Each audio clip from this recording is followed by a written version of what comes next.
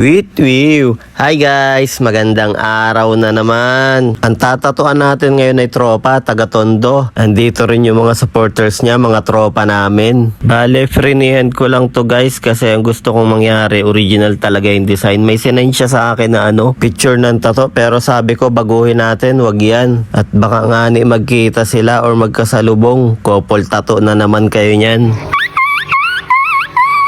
At habang tinatatuan ko ang tropa, nag-iisip agad siya ng bagong design para sa lower part. Full sleeve project kasi to guys. Excited na siyang matapos. Pero ang paalam niya kay misis niya, minimal lang daw ipapatato niya. Yung pala animal.